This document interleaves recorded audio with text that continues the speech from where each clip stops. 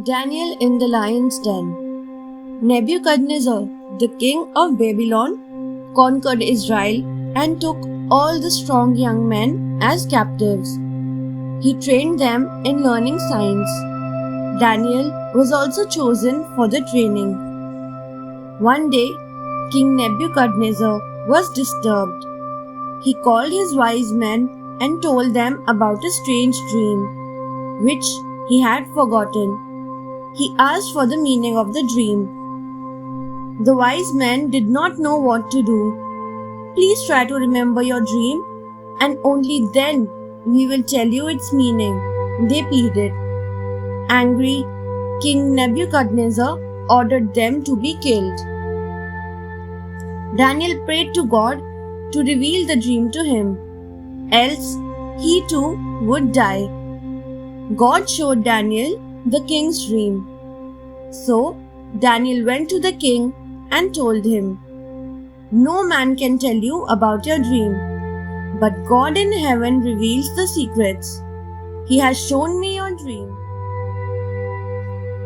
Daniel said that in his dream, the king had seen a huge and bright statue with a gold head, silver chest and arms, brass stomach and thighs, iron legs and feet of iron and clay. Then a stone, which was not cut by human hands, smashed the image.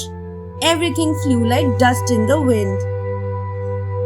Daniel told the king further, "God has made you a mighty king. You are the gold head. After you, 2 inferior kingdoms will arise. These are the silver and brass parts of the statue. Finally, a 4th kingdom will arise as strong as iron. But it shall be broken into 2 parts, iron and clay. Some parts of the kingdom will be strong and some weak. The stone is the kingdom of God, which can never be destroyed. God wants you to know this." King Nebuchadnezzar fell before Daniel and said, "Truly, your Lord is God of all gods. He is omniscient." He gave Daniel a great position in his kingdom and many gifts. After Nebuchadnezzar, his son Belshazzar became the king of Babylon. Like his father, he also honored Daniel for his wisdom. After Belshazzar's death, Darius seized the throne. King Darius appointed governors to run his empire and chose Daniel to supervise them. After some time, seeing his wisdom and loyalty, King Darius decided to make Daniel his successor. The other administrators became jealous but were unable to find any fault with Daniel. They knew that they could accuse him only in his personal time with God. So they somehow convinced the king to pass a decree for 30 days, stating that no one should worship any god or man except King Darius. Anyone disobeying this order would be thrown into the lion's pit.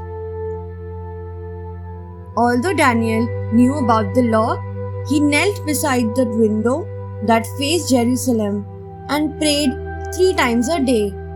The others reported Daniel's disobedience to the king. The king was very unhappy to have passed such a law. He really wanted to save Daniel. King Darius told Daniel, "Your God, whom you serve continually, will save you." But he could not change his own law. So he finally ordered Daniel to be thrown into the lion's pit. That night, the king could not eat or sleep.